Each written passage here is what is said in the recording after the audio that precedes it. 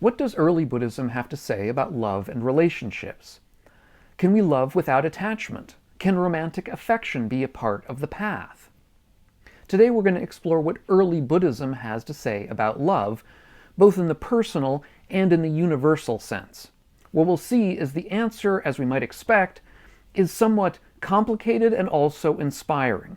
First, let's turn to love in the universal sense. This kind of practice, the practice known as metta or loving kindness, or sometimes I just say kindness, is a practice that is central to early Buddhism.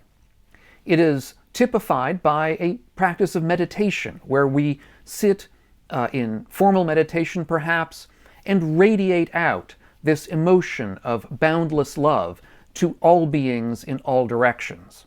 Now, as I have said, this love is boundless, it is non-discriminatory, it is to all beings in all directions. What it is not, however, is romantic or possessive. It's not about loving certain beings to the exclusion of others. It's not about being mine or me being yours. As such, it is perhaps the key antidote in early Buddhism to ill will, to jealousy, to hatred, and even to fear.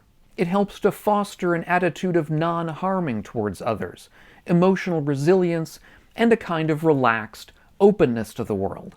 Second, I want to turn to love in the personal sense.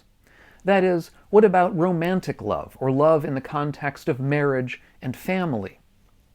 The Buddha had plenty to say about this, although it is a very different sort of attitude than that of metta. The Buddha did not dismiss this kind of love, but as I said, treated it in many different suttas. In particular, one sutta we can look at is the Sigaluvada Sutta, which is sort of known as the Buddha's sutta that gives ethical guidelines to lay life, or to, so we might say, the regular household life.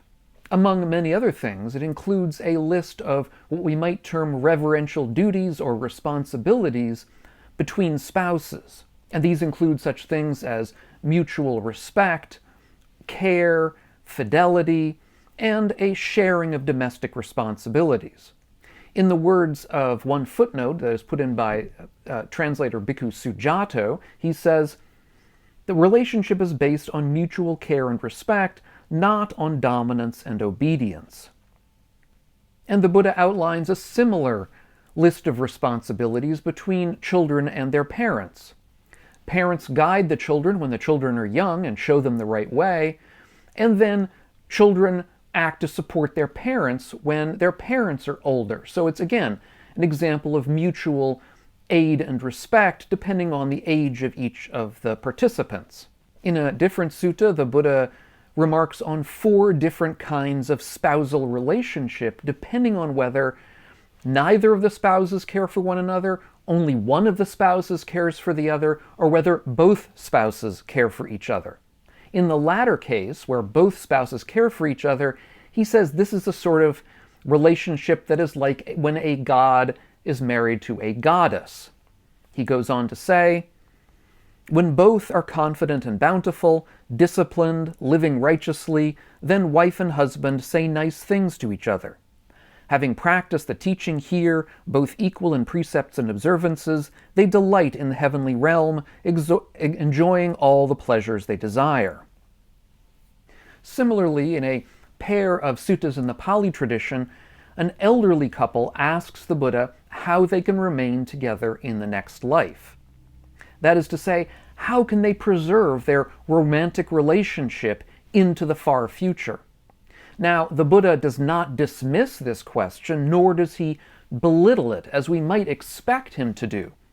Instead, he responds with true caring, trying to answer their specific question. He says, "Householders, if wife and husband want to see each other in both this life and the next, they should be equals in confidence, ethics, generosity, and wisdom."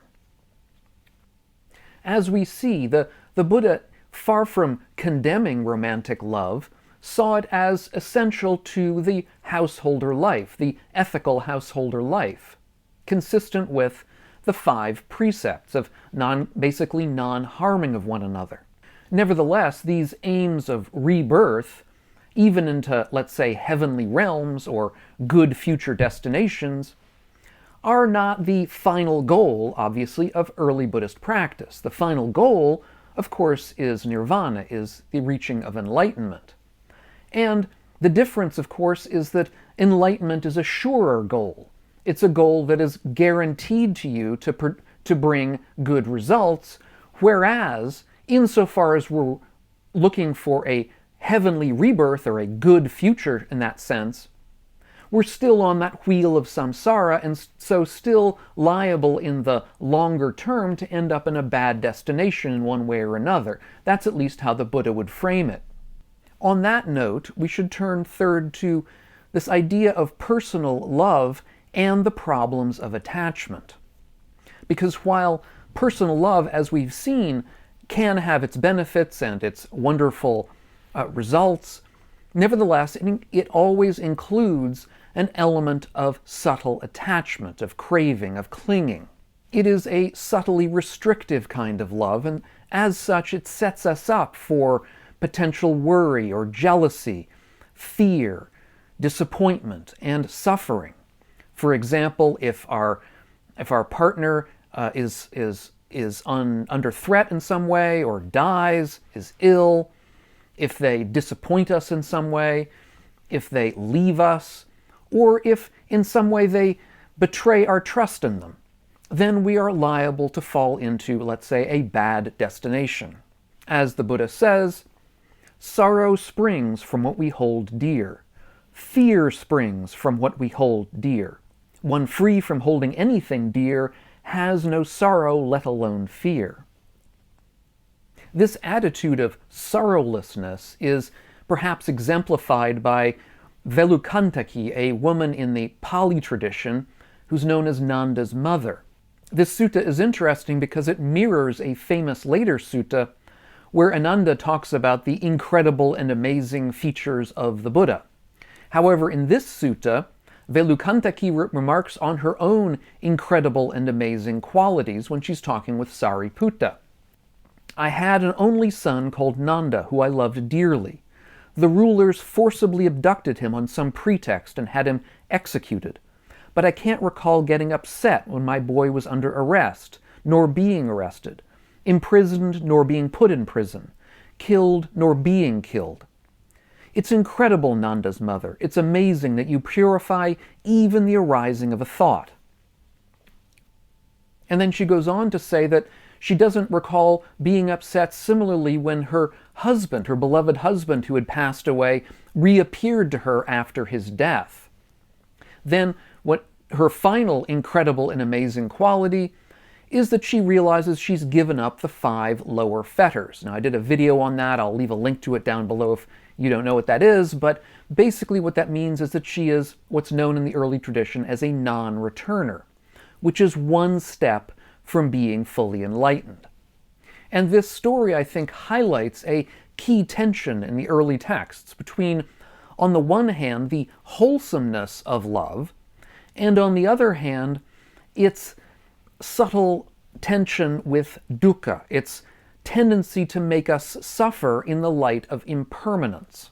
The question is whether we really can love one another without clinging in the way that Velukantaki exemplifies. On that note, I want to turn to how we might go about cultivating healthier relationships with one another.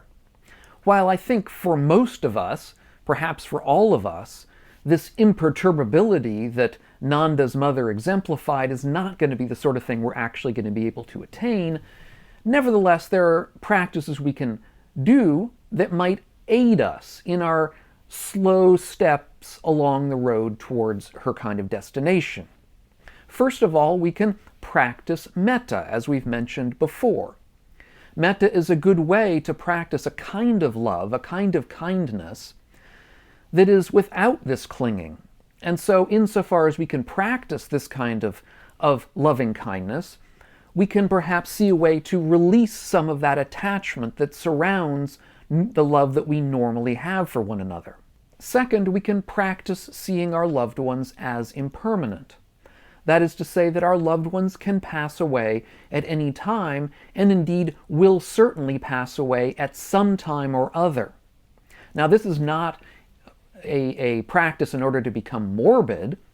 It's simply a way of releasing our clinging, of becoming aware of impermanence, and so being truly present with them with gratitude while they're here. Third, we can practice to let go of control. We cannot control or change another person unless they're actively engaged with that change. Insofar as we try to fix, quote-unquote, fix somebody else, in the face of this kind of repeated disappointment, we're only going to be creating harm for ourselves and disappointment for other people. So if we can learn to let go of that, of our tendency to try to control things that are out of our control, we'll be making our lives easier. Fourth, we can use conflict as a practice. Disagreements, in the longer term, reveal our attachments, our clinging in various ways. So, can we come to our disagreements with our significant others with more of a sense of mindfulness and openness to change? Can we respond with patience and spend less time on grudges and anger towards one another? Fifth, we can focus on giving, not getting. In the final analysis, love is an example of generosity, not in a financial or material sense, but in an emotional sense. Insofar as we think of love as a kind of a bargain we strike with somebody else, insofar as we see it in this kind of material bargaining sorts of terms, we're liable to be setting ourselves up for disappointment in the longer term. Fifth, in conclusion, love is indeed a part of the path. As we've seen, the Buddha did not reject romantic love or minimize it or pretend that it didn't exist. Instead, he pointed out ways that we should be mindful of it and investigate it. In particular, this kind of love that we have towards one another can be beneficial to the extent that we can try to minimize the clinging and the jealous attachment that we have with it. In love's purest form, which we might term metta or loving kindness, it is a universal attitude of goodwill towards all beings, no matter where they may reside. However, where there is clinging and attachment, even the deepest sort of love can result in fear, jealousy, and disappointment, in suffering. But if we can hold our love for those dear to us with mutual respect and care, it can nevertheless be of benefit to us all in the medium and longer term. So my question to you is, how do you deal with these kinds of subtle or strong attachments in your own personal life? I think they're difficult for all of us. Now, I did a prior video on how or if metta, or this attitude of universal love, can actually lead directly to enlightenment. That is the controversial opinion of one recent scholar about early Buddhism, and I did a video on that. I'll leave a link to it up here on the screen if you would like to hear what he has to say. Thanks so much, and we'll catch you on the next video, and meanwhile, all of you, be well.